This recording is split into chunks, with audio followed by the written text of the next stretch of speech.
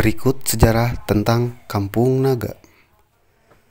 Sebelum lanjut, jangan lupa klik like, share, and subscribe channel UATR untuk terus update video tentang sejarah Sunda dan budaya Sunda.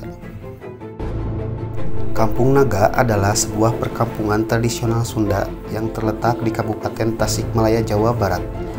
Secara administratif, Kampung Naga berada di wilayah Desa Naglasari, Kecamatan Salawu, Kabupaten Tasikmalaya, Provinsi Jawa Barat.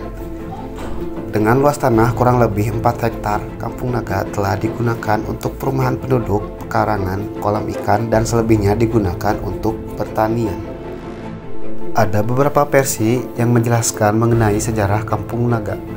Menurut versi pertama, disebutkan bahwa sejarah Kampung Naga bermula dari masa kewalian Syekh Syarif Hidayatullah atau lebih dikenal sebagai Sunan Gunung Jati. Sunan Gunung Jati memiliki seorang abdi bernama Singaparna yang bertugas menyebarkan agama Islam di sebelah barat. Akhirnya Singaparna sampai di daerah Naglasari. Sesampainya di sana, Singaparna disambut baik penduduk setempat sampai-sampai ia disebut sembah dalam Singaparna.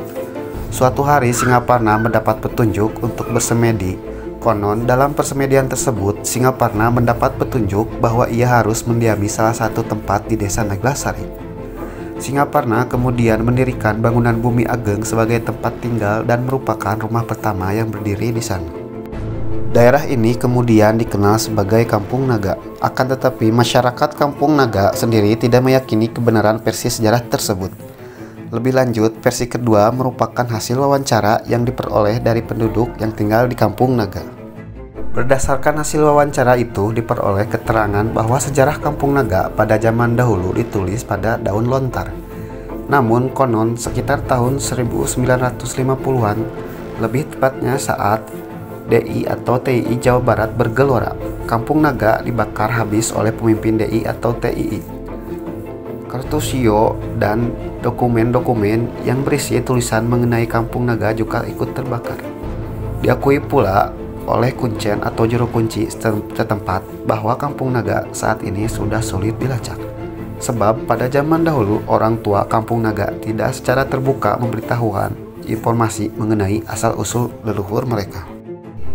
Pelacakan sejarah pun semakin dipersulit oleh adat orang Kampung Naga yang melarang untuk menceritakan mengenai asal-usul nenek moyang mereka setiap hari Selasa, Rabu, dan Sabtu. Konon berasal dari Kerajaan Galunggung.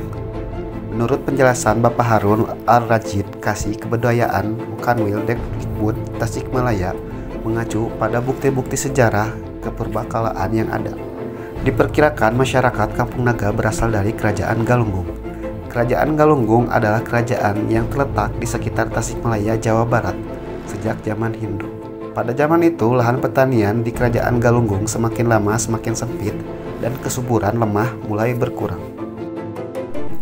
Alhasil, dicarilah lahan baru untuk meladang.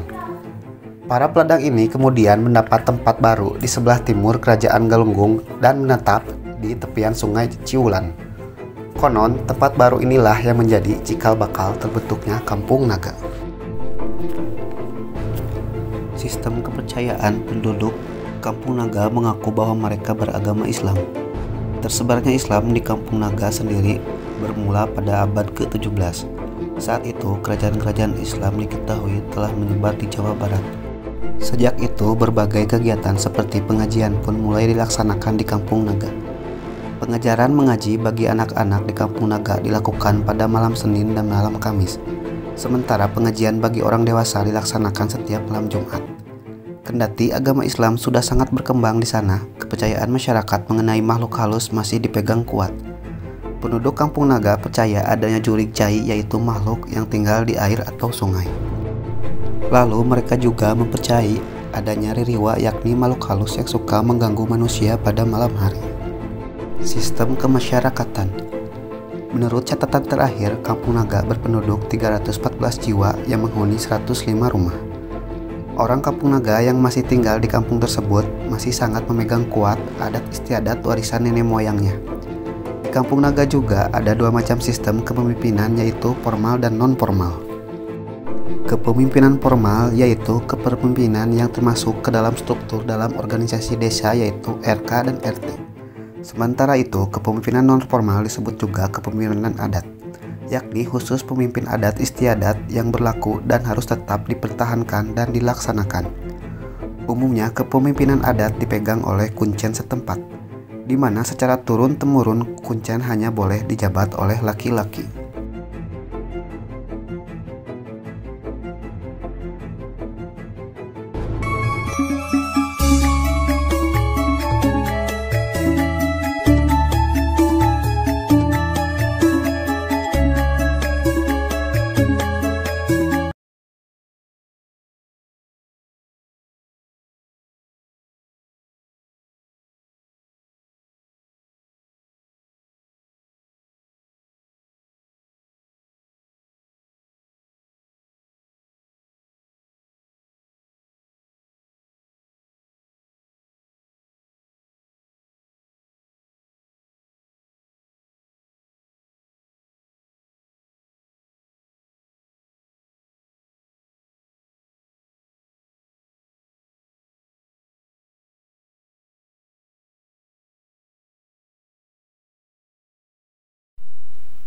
Lamanya kuncen menjabat juga tidak dapat dipastikan, karena berdasar pada kemampuan sang kuncen masih mampu atau tidak menjalankan tugasnya.